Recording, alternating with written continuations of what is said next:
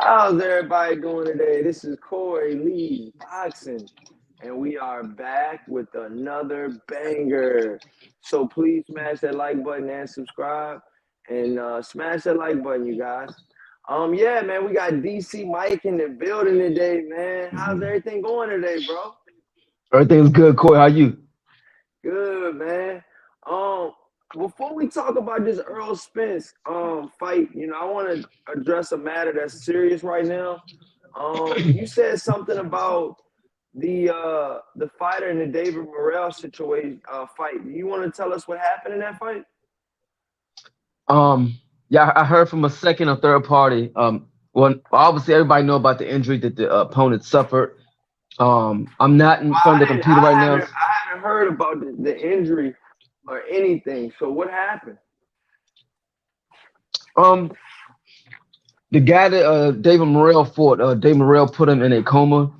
Um, for the fans that's watching, if I had my computer in front of me, I would pull it up on the computer to let you guys know his name, but I'm not in front of a computer, so I can't tell you the guy's name for David Morrell. But you guys can probably Google it yourself and find out the guy that fought him. But anyway, he got knocked out by David Morrell, and now he's in a medically induced coma. The fight happened Saturday night, and so that's one of the bittersweet moments of the sport. Obviously, it's a sport that everybody loves, but it's also a deadly sport. You know, he's in a medically induced coma, to give his brain time to relax and heal, and hopefully he comes out of it. I heard, like I said, through a second or third party that I'm not going to give any names out there, but long story short, the guy that fought Morrell, his head trainer was, for whatever reason, was not able to be in his corner. So he had got a backup trainer. And long story short, maybe the backup trainer, maybe he didn't know when to pull a plug on stopping the fight. I don't know the ordeal, but the bottom line is, he's in a medically induced coma for taking, too many headshots and obviously getting knocked out cold. So, hopefully he makes it out of the coma, and hopefully, his brain, is not bruised, and hopefully he wakes up and, you know, makes it back to 100% full recovery. Man, prayers to him, man. Wow, man. I didn't know. I didn't watch the whole fight, but I didn't know he was in that much pain and that much. I didn't know it was that such a brutal fight. Yeah, Corey, can you pull up his name? Yeah, let me That way pull the up his fans can name for know. everybody. Yeah, let me pull up his name and let me do a little bit of research before we get to talking about this whole Earl Spence fiasco. Let me David Morale. So I mean, was Morale just beating him that bad? Did you see the fight or did you just hear about it? I just saw highlights, the highlight knockout, and yeah, I don't know how the whole fight went, but you know. Wow. Yeah, his name is I Aidos. You're Bosnily. You're Bosnily. Adonis. Okay. Yurbossnyly. Okay. Where's he from? Is he from this area? He's Or from Kazakhstan, I think. I Kazakhstan? think Okay. he's from where Gennady Golovkin is from, Okay. if I'm not mistaken. Um, but Mm. yeah, let me try to pull up his picture for you guys real quick as I navigate this. Show you guys how quickly Corey can make these edits and make these things happen. Yeah, so you said so yeah, he's in a medically induced coma, you guys. So prayers to him and his family. And I just hope I hope it's a speedy recovery, man. Because Nice. no, the fighter deserves that shit, man. But this is what we Yeah. signed up for. I can't get the picture to work right now, you guys. I'm sorry about that. Damn, I was trying to get this picture to work for you guys so you guys can see his face. Um, Mm. but Chad, man, it was a very very bloody, dangerous fight. David Morrell was throwing off a lot of punches. They actually said that David Morrell had threw, I think in his last fight, 150 punches per round or some shit. So, Wow. you know what I'm saying? You're at 100 and, what is he at, 168 pounds? 68. Yeah. Yeah, and it's like you're throwing how many punches per round? Like, hold on, yo, something going, like, Stam. what's going on? Yeah, like stamina through the roof. Yeah, that's totally unheard of for a So big this is guy the like fighter. that. So I got it pulled up for you guys. Corey Lee Studios did work after all you guys. We did get that pulled up for you guys. So that's 80. That's Ados. I'm sorry if I'm butchering his name, but I believe he's from Kazakhstan, and he's like I said, he's in a medically induced coma right now. Prayers go Mm. out to him, man. I hope everything works out. This was at the DC Armor Arena. And it was in Minnesota, right? The Yeah, I believe Armory so. Yep. Arena. Okay, yeah, and yeah, it's been a lot of speculation behind that arena too, man. I've seen a couple YouTube channels do some they've done some backstory on that arena and stuff like that. That's why a Mm. lot of PBC fights get shown at that arena. But yeah, man, we were talking about prayers out to him and his family and everything like that. But yeah, let's talk about this Earl Spence move up, or will he move up to 154 is this a fight? I mean, is this a fighter that actually move up, DC Mike? What do you believe? Do I believe he'll move up next or Yeah, do just you believe that Earl Spence right now? Do you feel like he should take the fight with Keith Thurman, or just go ahead and move up to 154 pounds? You know what I'm saying? Because right now he's at 147 pounds, but the fight with Terrence Crawford is not going to go down in 2022. So to end off 2022, if he could possibly get a fight with Keith Thurman in December, does he take it, and does he stay at 147? They're saying it's hard as hell for Earl Spence to make the weight. He's busting through the seams. The guy's been in the same weight division for like 10 plus years. Is it time to move, DC?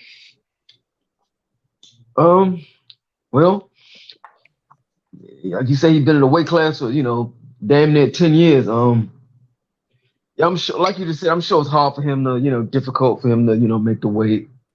Um, I mean, I don't know. I'm not in training camp with Earl. I don't, I can't really, say how he feels 100% when he's, cutting that weight to get down there low. But, obviously when he steps on the scale at weighing that he looks really good. But, being, sucked down like that, cheekbone showing and, drained to the bone, I'm sure, he doesn't feel good, coming down that low. But, I mean, I don't know. As far as him fighting, Keith Thurman, if Keith Thurman can generate, like, Corey, That this is a revenue. business. That Yeah, revenue, yeah, man. yeah. That revenue. I knew that's what you was getting at, though. I knew that's what you was ready to get to. That revenue. Yeah, so I mean, I'm Shit, pretty sure a lot of for fights, real. but oh, What I mean, I'm not. But would you say that Keith Thurman versus Earl Spence generates more revenue than the Terrence Bud Crawford Earl Spence? And I'm talking because they said a lot of people for the Terrence Crawford and Earl Spence fight were gonna be streaming that shit on the Fire Stick and stuff. That's what Terrence Crawford was alluding to in his live stream. I mean, they've been doing that for years. They ain't gonna get around that. Somebody gonna find a way to get some for free. But what was your question? Do I think who? Do you think that how well do you think that the Keith Thurman and Earl Spence fight does in the box office, and in pay-per-view buys and stuff like that? Like, do you think it is a successful event? Do you think it's over 500,000 or under 500,000 buys? What I mean, I can't really, I really can't say. But if I had to bet, I will bet under. Not to say that they Okay. couldn't do it. Not to say they can't do over 500. But we live in a time where everybody's good with the internet. Everybody, like you just said, got a fire stick, and everybody wants something for nothing. So the internet and streaming, it's a gift and a curse, man. I'm pretty sure, like Tank Davis and Ryan Garcia and Mayweather Pacquiao didn't do all the numbers that they thought they was gonna do because once again, everybody's good at streaming and hacking and scamming, and it's gonna be some people out there that's going, hack into the system and send it to their buddies to where 10, 20, 50, or 100 people can watch it for free. So um like I said, I really can't say how many exact numbers I think they'll do. Um, I can throw a lot into this statement, man. We live in a world where everything's inflated. Your rent, your mortgage, food, and everything else. Everybody, is money hungry, and everybody trying to get something for nothing and save money and this and that. So, I think right now, in my opinion, I don't think pay per view right now is a good thing for anybody. I Yeah, mean, like I said, they'll probably still make money, but it's going to be a good handful of people out there that's going to hack into the system and get it for free. So, um, I mean, I guess if they want to take that gamble and do it, I mean, you can make some money off of it, but all the numbers that you think you would make or should have made, you're not going to, get 100% of your revenue because, it's going to be them few scammers out there that's going to get for nothing. well, you see, you Okay. see what Adrian Broner said, man. Adrian Broner saying pretty much the showtime is over or close to. He's saying that we're gonna be fighting on Twitter after a while. You know what I'm saying? So, Yeah. I mean, AB is with Black Prime now. So is Terrence Crawford. But as far as like this whole Errol Spence, fiasco, who is Earl Spence gonna fight? We know who Terrence Crawford's gonna fight. We know he's gonna fight Abyssinian. We know he's gonna fight him in December. For some pretty good money from what he's saying. Right. And we don't know who Earl Spence is gonna fight. If you had to lean towards something, who would you think that Earl Spence is going to fight next? Shout out to Actual Facts in the building. He says, "Yo, what up, bro? What's going on, man?" He says, "DC Mike, what's up, fam?" What's Okay, going on, brother? so yeah, so if you had to bet, what do you think, DC Mike? I mean, do you think that this fight against Keith Thurman goes down, or do you think he's going to move up? I mean, if you had to bet, if you were a betting man, which you tend to be Um, sometimes. You've been a betting man before. I've seen you bet before. You don't do it often, but you know. right. Uh, to be honest with you, I don't know. I ain't really been keeping up with Keith Thurman for like the last 6 months. I don't know what kind of shape he's in. If he's even close to his fight weight, I don't know. But um, how much did Keith Thurman get for his last fight? Did he get a Keith meal Thurman, at least? I think he got at least a mil for the Barrios fight, right? He- yeah, that was his last one. He got how much he get for that one?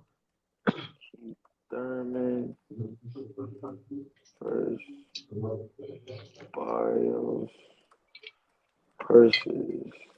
Um, let's see. He probably that was on that wasn't on pay per view, was it?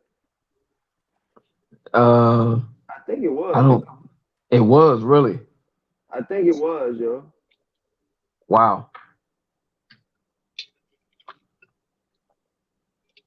Website block, yeah. Yeah, but it just looks like right now that Keith Thurman has definitely cleared. It's looking like he's definitely cleared. Okay, so here we go. Here go the payouts. Um, wow. It says total payouts 3,350,000, 750,000 to show, and 2.25 million pay-per-view sales money for Barrios. Um, it doesn't say. It says 1.5 million, 500K to show. Oh, Keith Thurman $3 million and Mario Barrios 1.5 million. And Okay, so then and then that's just what they're telling you. But then they got back end money that PBC has as well. We right. know that too. Yeah, Earl Spence has been talked about a lot about that back end money, and that's why a lot of right, fighters stay without Heyman is because of that back end money. right. Well, yeah, he got 3 million for his last fight, so I think he can generate enough money for Plus back end money. right. Yeah, he can. I think Keith generates enough for Errol Spence to get in there with him in December. He generates enough for him to get in there. I think so. You feel like the money's there? Yeah, the money's definitely there, but it ain't there if he getting there with Jerron Ennis. It's not there with Yo! Jerron. Whoa, He's, whoa, whoa. Yo, DC, what you mean by that, man? Elaborate on that, man. I know you've been real, you've been keen with a close eye on Jerron Bootenis. Is he the real deal at welterweight? yeah, he is, but he gotta get his money up. Bottom Okay, line, okay. like I know I'm kind of off subject with this, but the Yeah, fans gotta understand that boxing is a business. Even in Jerron is what 28-0 with 26 knockouts. He don't generate the money, so for Spence or Crawford to jumping in with him, it don't make sense. It's a high risk and low reward. Like it don't make sense. So in that regard, you know, for Jerron to get a shot with them, Jerron got at least generated at least a half a mil, and I don't even think he's getting that right now.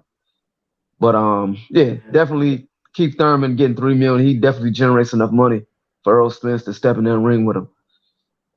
yeah, because Keith Thurman, and they say you're only as good as your last fight. Keith Thurman versus Mario Barrios. Remember, Mario Barrios was the guy that Javante Tank Davis stopped at 140 pounds. Mario Barrios moves up to 147 pounds, okay, and fights Keith Thurman to a unanimous decision. How did Keith Thurman look in that last fight? Did you think he looked pretty good? um, I thought he did. I thought he did. You know, I don't know. I guess I can't say Tank. I can't say he hits harder than Thurman. I don't want to say that, but I just think he I mean, just because he's at 140 pounds. And shout out to Penny in the chat, man. What's going on, man? He says Corey Lee with a banger. Yes, sir. You already know. Actual facts in the chat says Booth should fight Virgil Ortiz right now, or someone on the zone side. Get some of that the zone access industry slush funds. huh? Hold on, Virgil Ortiz with PBC, right? Yeah, no, Virgil Ortiz with the zone. Or with Come this, on, okay. DC. So, Yeah. so you saying Jerron should slide over there and get that money? Is I it? don't know if that's gonna work because you gotta understand Virgil Ortiz. Virgil Ortiz is with Oscar De La Hoya, and we know that Oscar De La Hoya and PBC don't really do business. Now, do they, DC? Nope. Does Boxing fans, Oscar I De gotta La know Hoya, that. does Oscar De La Hoya and Al Heyman do they do business together? I mean, last I checked, they had a lawsuit against each other. Yeah. Boxing fans, y'all gotta understand, like, when fighters on different sides of the Business, pond, man. like, it's very difficult for that to work. I'm pretty sure you guys want to see, two fighters from each company fight each other, but that's very difficult for that to happen. Things like that, and things like you want to see two up and coming undefeated fighters face. That's not, one, two fighters undefeated, both of them got the same kind of record, but one guy generates 8 figures and the other guy generates 6. Like it don't add up. So that's one thing y'all gotta understand. Like, um, you know, two guys got to be making around the same amount of money for them to step in the ring. And if two fighters promoted by two different fighters and the promoters and advisors don't get along for whatever reason, it's gonna be hard for those type of fights to get made. So, yeah, y'all gotta understand that. That's all I got to say on that. So do you think so right now, excuse you, right now, do you feel like I mean, I don't know, I just feel like right now Keith Thurman is in prime position to possibly steal this fucking fight from Terrence Crawford and Errol Spence, man. I mean, this dude has pretty much nothing to lose right now. Errol Spence has damn near all the belts. Keith Thurman has been waiting for this fucking moment for his entire life, I feel like. And Right. his late trainer Ben Getty, I know he's probably looking down on Keith Thurman. I know Keith Thurman is probably got some unfinished business at welterweight. I mean, Right. it's every welterweight's dream to go up and weigh to another weight division and capture another weight class and be a two-time world champion. You know what I'm Right. saying? It's everybody's, it's everybody's wish to do that probably in the welterweight division. Jerron Right. Buchanan, Errol Spence, even Danny Garcia's moved up to 154 pounds. So it's Right. definitely in them to do it for sure. Right. You know, Right. Right. Yep. but right now at 147 pounds, who do you see between Keith Thurman, Earl Spence, Jerron Boots Ennis, Danny Garcia, and Terrence Crawford? Who do you have get the edge to at 154 pounds? Who do you think is going to come out of this pack at 154 pounds? Bless you. Who's gonna come out of it? I mean, but all of them have to fight each other, right? That's your point. If all of them fight each other, Yeah, I'm just saying, like, because 147s, Danny Garcia lost a couple times at 147. He was undefeated at 140. And I just feel like, with putting weight on these fighters, who could come out even better? And does any of these guys give the undisputed champion Jermell Charlo a run for his money at 154? I guess hypothetically speaking, I guess if if all of them do have a chance to, I guess, fight each other, if they do, um, Because you got Terrence Crawford, Earl Spence, Danny Garcia, Jerron Boots Ennis, Keith Thurman. That's just to name a few, DC Mike. I know you know more. But right, I just feel like right now, out of those fighters, because Earl Spence right now is probably in between right now. He's like, do I get this bag and fight Keith Thurman, or do I just fuck around and move up to 154? Because me and Crawford ain't happening right now. right. Earl Spence is in a dilemma right now. So that's what I'm saying. Who's the best and who at 147 that's eventually moving up? Because remember, Terrence Crawford said he was moving up also. These guys are moving up. A lot of Right. these older guys, Danny Garcia has already moved up. Right. They're talking about he's supposed to be fighting almost a 7'4", what is he, 6'5"? Sebastian Fundora. They're talking about Danny Garcia supposed to be fighting him. Yes. So, Yeah. you know what I mean? We'll see. But I'm just saying, like, right now, and that's the same guy that took Lubin out. Remember that fight? Right. Yep. Yeah, so they're talking about him and Danny Garcia is going to possibly be fighting. Right. But to answer your question, I guess. Yeah. Mm-hmm. Yeah, my bad. Yeah, I guess, Yeah. if all of them had a chance to fight each other, I guess I would I guess put maybe Terrence Crawford and Jerron Boots Ennis, fighting last. I think they would clear it out, and then them two would have to fight, make their, one half. And then once they beat their man, then they fight each other. But it's kind of, I think it's a pick 'em fight. I mean, I don't know who will win between Crawford I mean, and but do you think like, because you got to understand right now, Earl Spence is debating, do I move up to 154 pounds? Do I stay at 147? How do you see a matchup between Jermell Charlo and Earl Spence Jr. going down, DC? I mean, these guys are sparring partners. They right, say they got love for each other and all of that. I understand all that. they got to But make that what money. Mike Tyson says, if you say you love me, then fight me. I gotta feed my family. Yep. So, at that point, when when Earl Spence and possibly Jermell Charlo that fight could possibly go down for millions of dollars.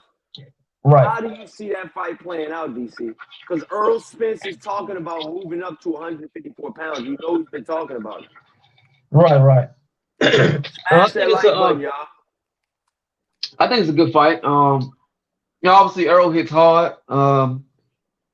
You know, Charlo knows Earl Spence. He knows hitting powers. I guess for the fans, they're probably thinking, like, "Oh, Earl Spence hit like a heavyweight and this and that," and they probably would. Maybe some fans would probably think that Earl Spence would probably hit too hard for Charlo, but the fans got to realize that Charlo been in there with Earl Spence, sparring with him for years. So obviously it's different sparring with without headgear, but Charlo knows Spence's hitting power, so I don't think he'll be surprised by Spence's hitting power if they fight. But I think it'll be a good fight. Earl's kind of flat-footed. You kind of got to be. Actual facts in the chat, DC is saying Jamel Charlo would crush Errol Spence. That's what he's saying in the chat right now. That's what he's saying in the chat right now as you're talking. Okay. All right. Well, like I said, for Errol Spence to get off on you, got to literally be flat-footed yourself and be standing right there in front of him.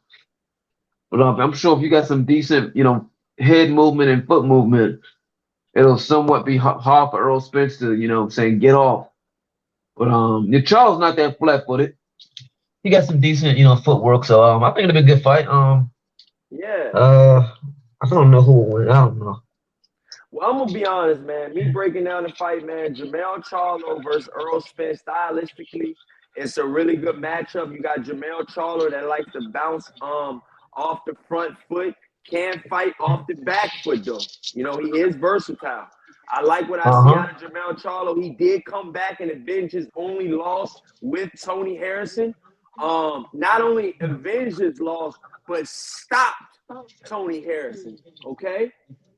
And that was a big statement, man. That was a big statement. Okay. And not only he got a draw with Brian Castano, not only came back, but stopped Brian Castano in a rematch. So, Jamel Charlo right now, man, he's the guy at 154, man. Straight up. He is the guy. He is numero uno, number one. Right. And I think that it's gonna take a lot for Spence to beat him. They spar. Yeah, they spar, but sparring is different, man. Jamel Charlo hits hard as shit too, though. They say Errol Spence hit hard, but you gotta understand Jamel Charlo's a bigger guy. You know what I'm saying? So I just feel like, and that goes to any guy that challenges Jamel Charlo. I feel like Jamel Charlo could make 160 and be all right. Yeah. Let the truth be told. I don't know if Errol Spence would be all right at 160. Like Jamel Charlo would be all right at 160. You feel what I'm saying though? Yeah. Because we see what happened when a natural 147 pounder goes up to middleweight and Kell Brook. Remember, Kell Brook was a really good fighter before he moved up. Had never lost before he fought Triple G. Yep. Went up there and like actual facts says, got crushed. But he was doing good though against Triple G. All right, yeah, for the first 3 or 4 rounds until fucking that power crept up on his motherfucking ass. But were you surprised he didn't go down or buckle? Were you surprised at that? I was surprised. I'm like, I thought Triple G was going to like flatline him. Yeah, he did flatline him in about, I think it was the 6th or 7th round. He didn't flatline him, but the referee stopped it. I mean, you guys got to understand, the guy took a lot of punishment. Triple G broke Kell Brook's orbital bone. The same thing Errol Spence did to what's his name? Fuck. What's the guy's name? The Dominican dude, Dennis Ugas. He did the same thing to him. Yeah, man. It's like you gotta understand, for a fighter to break your orbital bone, you gotta be punching hard as shit. Yeah. You gotta be punching hard as shit. Because your orbital bone is where how you see. That's what retired Abner Mars. He had an eye injury. He had a detached retina. No, excuse me, he had a retina. But that's even dangerous too, though. And he came back and fought. Yeah. He damn sure did. I forgot about that. I'm like, damn. He came back and fought, but they said they gave him that decision was a little iffy though. You know, I will say that. And they're talking Did about, he? Abner Mars possibly being an opponent for Tank Davis next, which Because I he think is, fought this year, right? One time. yeah, he fought one time on the undercard, I think, of the Ortiz and Ruiz undercard. Yeah. If he want to pick some money up, they can let that happen. That's if he want it. I think Pick I some money think up. Abner Mars gets stopped by Javante brutally. I mean, yeah, we know that. Yeah. He said, I mean, yeah, we know that. So So if why he see want the to come back, fight if we know that though? well, people ain't got to watch it. What do you say? What do you think it'll sell? I mean, I don't think it will, but I'm sure Abner Moss's friends and family, they'll There's a pay for it good, and there's a watch it. good, His people will. there's a good storyline behind that. I know that because Abner Mars fought Leo Santa Cruz and beat Leo Santa Cruz, didn't he? No. He lost to him twice. I think he might have lost. Carl Frampton beat Leo Santa Cruz. I think that's his only loss. Carl Frampton. Yeah, I think Morris fought him twice. Santa Cruz. I think the first time it was like a draw, and then the second time they gave Santa Cruz by decision. I If know I'm we not on mistaken. topic, y'all, but let me see. I just want to check. Yeah, he's 3 losses. Abner Mars got 3 losses. So Yeah, yeah. and we all the way off topic, but But yeah, as far as 147 and the 154 goes, I just feel right now, man, if Errol Spence really wants to make this fight happen with Keith Thurman, I feel like it's right there to be made. Um,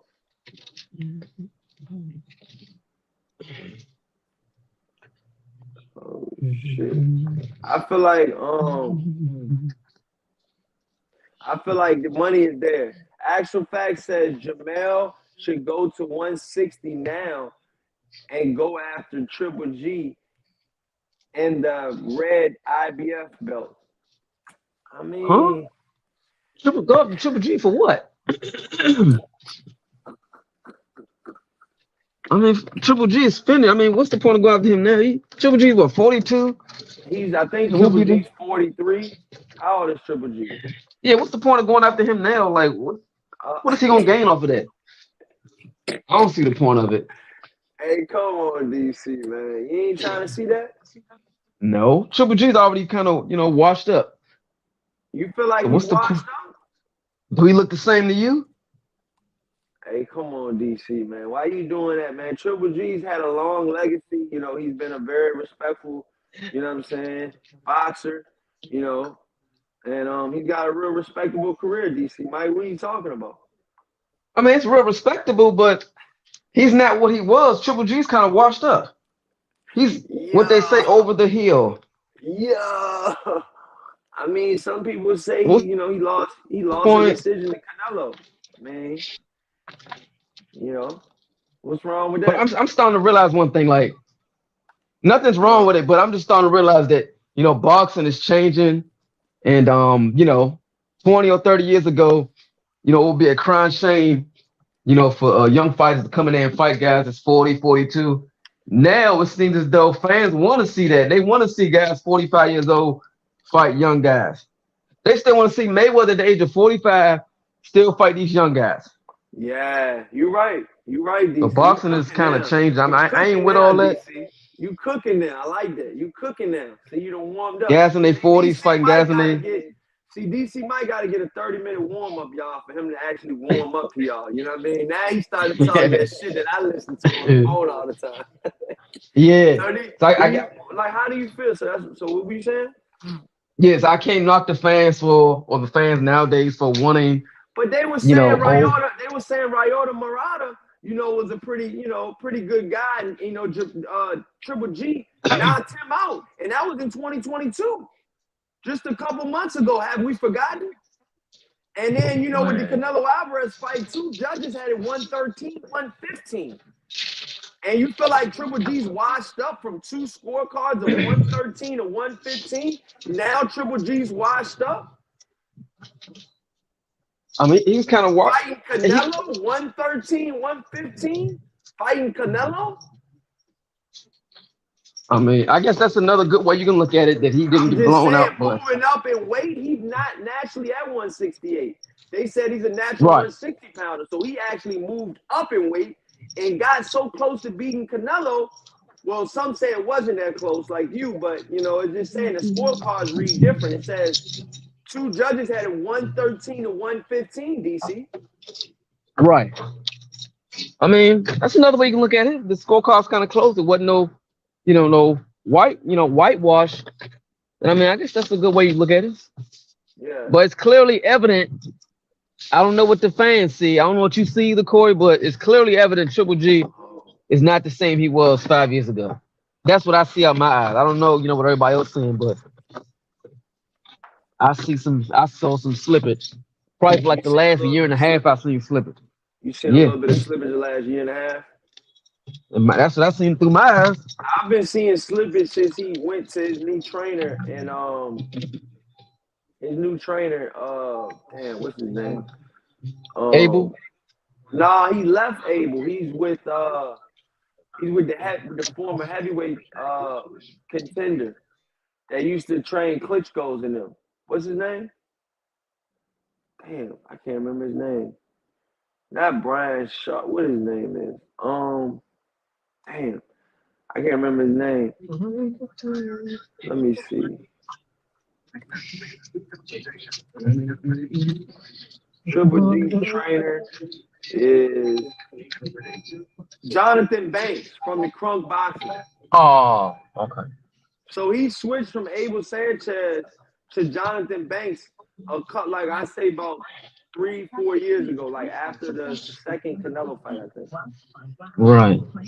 And Or that's was it? another thing I don't understand why fighters do. I don't mean to cut you off, Corey. Yeah. I don't know.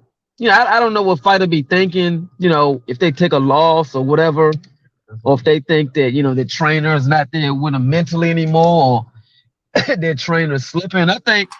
I believe it's all in a fighter. Like the coach can't get in there and fight for you, in my opinion. Like when these Yeah. fighters be switching, oh, I took a loss, I'm about to switch trainers. It ain't the trainer. The trainer, that's his job to give you a game plan and get you in shape. It's for Yeah. you to go out there as a fighter to execute it. So if you don't Yeah. execute it, all these fighters keep switching. I got to switch trainer. I got to go somewhere else. Man, it's gonna be the same thing. You fight Yeah. how you fight, in my opinion. Yeah. So So I I don't mean, think. so with that being said, I mean, is Triple G over at the elite level? Is he over? Is he done? I mean, he's not done. I don't think he's done at the elite level. Because they're He's got to saying put he's the going back down to 160. He's not staying at 168 with Canelo, right, where Canelo owns all the belts at. He's going back right, down where he's a champion he's still a champion at 160. right. Just put the He's right still a opponents in world front of him. champion. Bless you. He's still a world champion at 160. Yeah, just put the right opponents in front of him. Make sure they're not super slick, and make sure they're kind of flat footed. You can put the right opponents in front of Triple G. You can still get some wins. In my opinion, if you start putting slick guys that got defense and real slick, you won't get Triple G, trouble. But just put Yeah. the right opponents in front of him, he can still be getting victories. That's how he got the victory over the guy we were talking about a few minutes ago. I think he Royota stopped him, Murata. or yeah, the guy was flat footed. Right opponent. You feel like that's the right opponent? Yeah. So how do you feel like? Cause so right now, they're talking about Triple G could possibly fight some other guys at 168 pounds. You know what I'm saying? So I just feel like right now, man, Triple G needs to. Do you think he needs to retire, or what are you thinking? I mean, he's at 160 Um. now. So what do you? I mean, you're saying that he's washed up and Uh. he's done. What do you? I mean, he's staying. He's still. They're saying he's still gonna fight on. So I'm not saying he washed up as far as like having to retire, but as far as fighting, like I would just say you just got to put the right opponents in front of him. well, right now at 160, they got Demetrius Andrade at 160. They got Jamel Charlo at 160. Janabik Akamadi Akanuli at 160, which they're saying he's pretty good. but he said that he would never fight Triple G because he's from Kazakhstan, and that's where Triple G's from, Kazakhstan. Right. He's trained by Buddy McGirt. Jamel Charlo's trained by Ronnie Shields. Demetrius Andre's trained by Paul Andre. Hami Magia is at 160 as well. He's trained by Eric Morales, but he's signed to Golden Boy still. At 160, you still have Chris Eubank Jr., and he's trained by Roy Jones Jr. Hold on, who's he promoted by? Eddie Hearn? Wazerman. So I think it's like some UK promoter. So he's on the other side. I think Chris Eubank Jr. can fight with any company. They were talking about they were going to make that fight with him and Conor Benn, but Conor Benn failed his drug test, and that was with DAZN. So I mean, I think that he can fight anybody that he wants right now, and they were talking about maybe possibly him and Jamal Charlo fighting as well at 160. Remember, one of the twins is at 154. One of the twins is at 160. Remember that. How long they been talking about that though? They've been talking about that for a while, but Chris Eubank Jr. right now is still, he's similar to a free agent. I think he can fight with any promotional company. Then you got Carlos Adamus at 160. He's with the PBC and his trainer is Bob Santos. And then you got Israel Landi Lara. He's still at 160. PBC fighter. And his trainer is Ismael Salas. Yeah, it took Conor Benn come over here what do you think about to the UK market. And then you got Sergey Devinchenko to round off the list. Yeah, I think Conor Benn will be a great opponent. Who do you think that? What were you saying? I think Conor Benn will be a great opponent. I guess you say he's a free agent or something. Chris Eubank Jr. is a free agent. I mean Chris Eubank. Excuse me. But what I'm asking you is, which out of all those opponents that I named, who do you think Triple G is going to fight next? That I think will be a good fight for. Yeah. Who do you want to see him fight next? Okay. Who do I want to see him fight next? I would want him to fight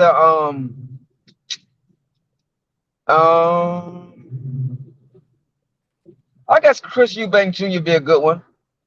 You got Triple G at 160, Jamel Charlo, Demetrius Andre, Jenebek, Hami Mangia, Chris Eubank Jr., Carlos Adamus, Israel and Lara. Yeah, all of them will be good fights. I want to see Demetrius Andre fight Triple G. I like that fight. Yeah, I like that fight. I think his chances are greater now. You saying that Triple G likes to fight flat-footed fighters? We all know that Demetrius Andre is not a flat-footed fighter. Right. Yeah. I mean, I don't know if he likes to fight flat-footed fighters, but I guess I'm saying, opinion. That's where his win's coming from.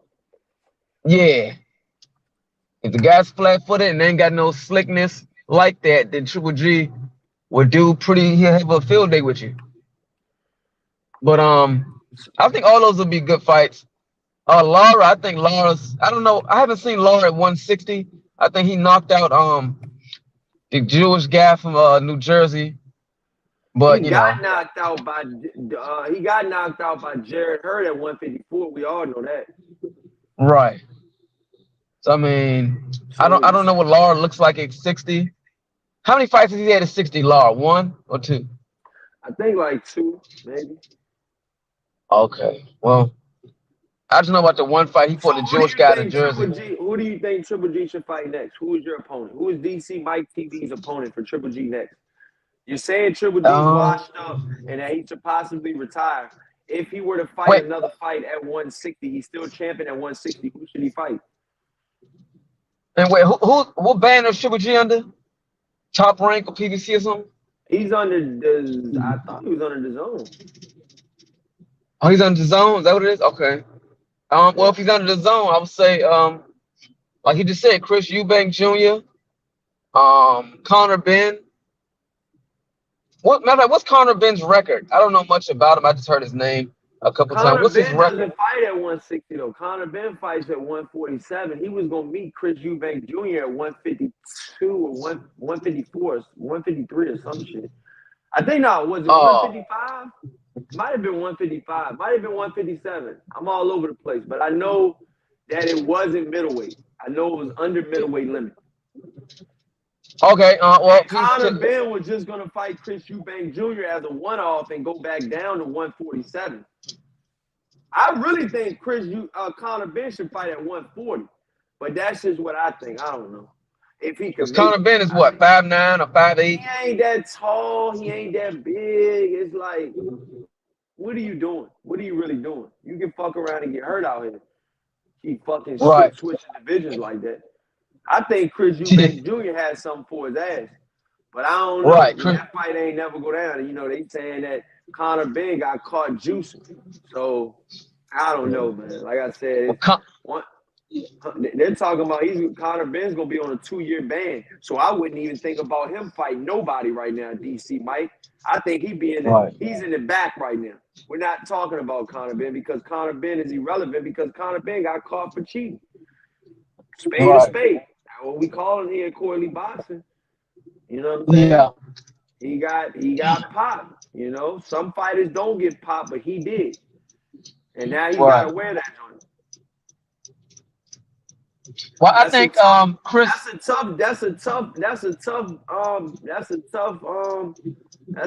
tough to wear, man.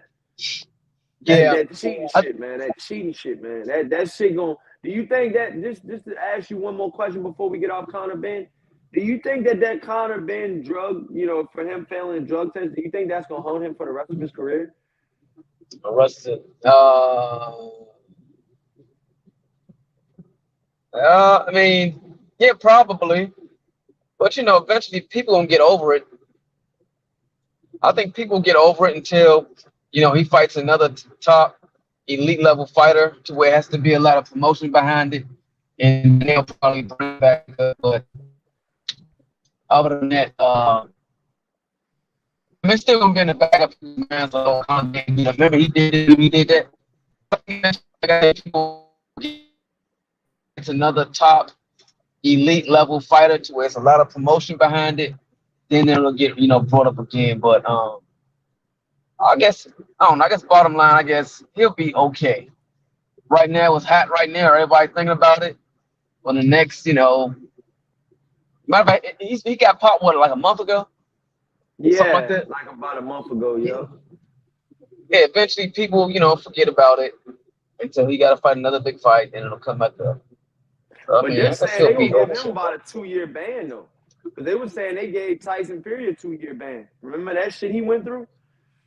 They gave Tyson Fury a 2-year ban. I think they gave Tyson Fury a 1, but they let his joint run concurrent. So when they first like got him popped him for that shit, they started from that date, not like when all of the proceedings was over with. They started it from that date, so they retroactive that shit. Right. You feel what I'm saying? So he was out of boxing for 2 years, but it really felt like longer than that, but it was only 2 years though. You feel what I'm saying? That's after he beat Klitschko, right? And he was going through his mental stuff. Yeah, it was only like 2 years. Yeah. Right. Yeah. Because I think he. So wait. So you telling me they put him out of boxing? What you saying, Tyson Fury? Yeah. Yep. For 2 years. Yeah. For what he got caught with. Yeah. So wait. It's news to me. So he tested positive, or they found something in the system after the Klitschko fight. Yeah, they found something. They found something after the Klitschko. I believe it was. Yeah, after the Klitschko fight. Because remember, he was supposed to fight Klitschko in a rematch. Right? It was a rematch that happened. Tyson Fury was supposed to fight Klitschko in a rematch, and remember, that's when he started acting like he was crazy. And I mean, like I said, mental health is serious. I'm not saying that Tyson Fury doesn't have mental health, you know, but he was acting, you know, he was turning up. He was, you know, they say he was drinking. He was, using drugs and stuff like that. And Right. shit got out of hand for him, so um but I believe he got suspended for some type of PED. Yeah, it was the UK anti-doping suspension lifted. It says anti-doping has lifted a provision suspension on ring WBA and WBO heavyweight champion Tyson Fury while he completes an investigation. Fury was suspended after what was reported to be a positive test for performance enhancement drugs.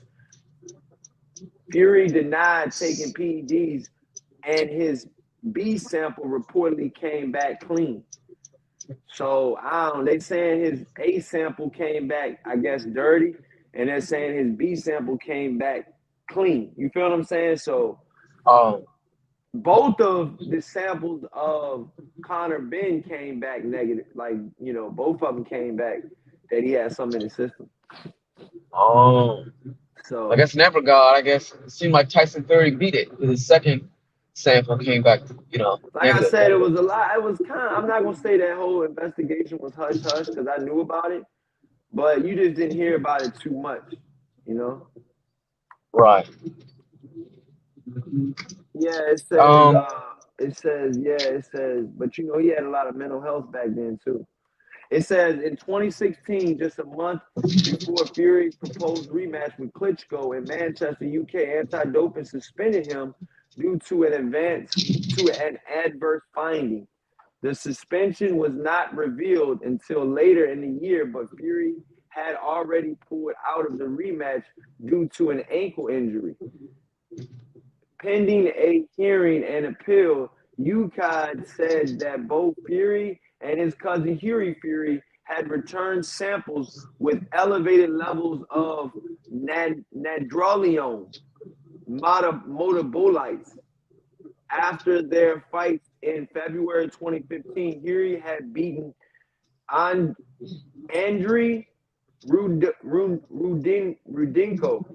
in Monaco before Tyson Fury overcame Christian Hammer a week later in London. Tyson Fury was also later charged with failing to provide a sample in September 2016, although that allegation was eventually dropped. And they said nandrolone is a substance sometimes used by bodybuilders, although it is a banned anabolic steroid. huh. Whoa. Hey. It's Hey.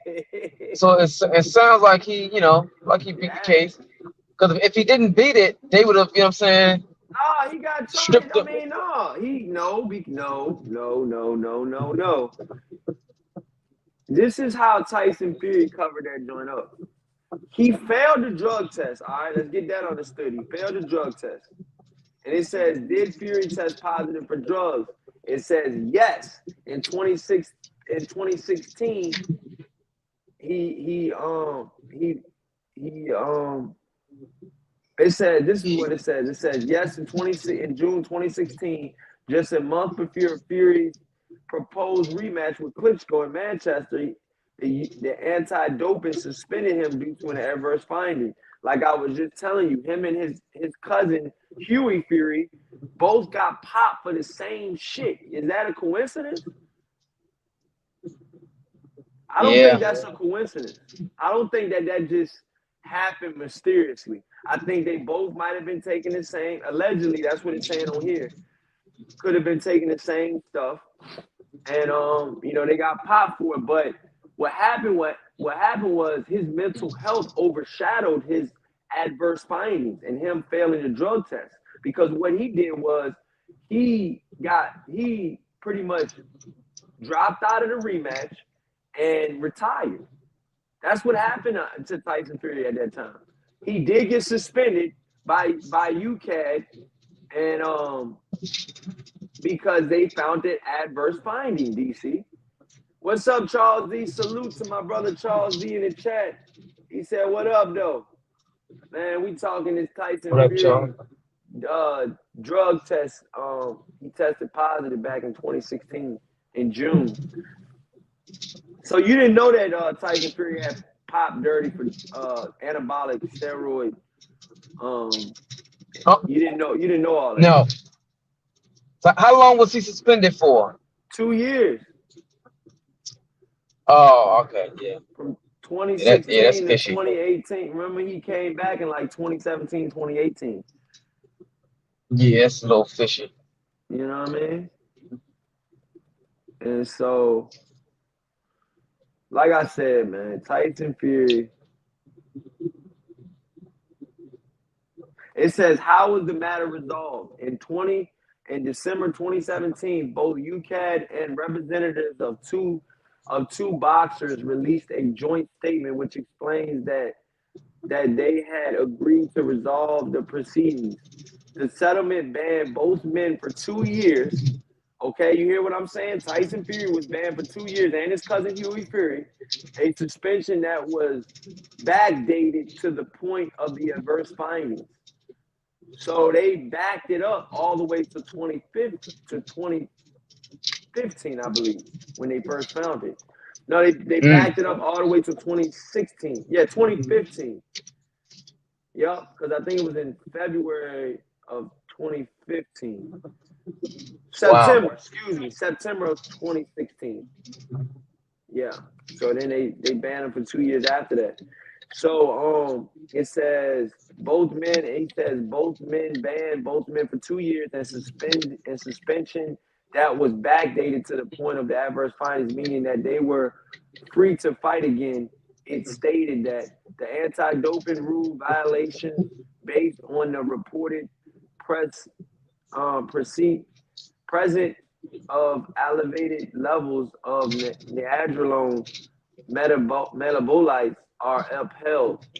The refusal charge is withdrawn. Both men each received a 2 year period of ineligibility, and their results from their respective fights in February are disqualified. Wow. Mm, mm, mm. Boxing is Man, a so dirty game. that's what I'm saying, man. That's what I'm saying, bro. I gotta get deep on the joint, man. I gotta tell you what's the truth behind all this bullshit, man. Mm, mm, mm. It's a dirty game, man, but it's the game we love. It's the Yep. game we love, man. It's the sport I love the most. Um, but yeah, it looked like money settled that shit. The more I read that shit, BT, looked like they agreed to resolve the proceedings. That sounds like money to me. Uh-huh. Ain't nothing else Agreed but to that. it says quote unquote.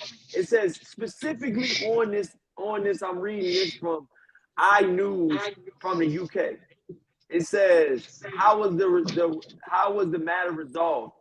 In December 2017, both UCOT and representatives of the two boxers released a joint statement which explained that they had, quote unquote, agreed to resolve the proceedings. The settlement banned both. They had a settlement. So it was a settlement. So that's what I'm saying, you guys, man. It's crazy out here. Um, But I know we got off topic a little bit, man. But the whole Tyson Fury situation was a little wild, man. I was just trying to explain that shit to DC Mike. Um, like I said, it was a wild time in boxing with Tyson Fury and stuff like that.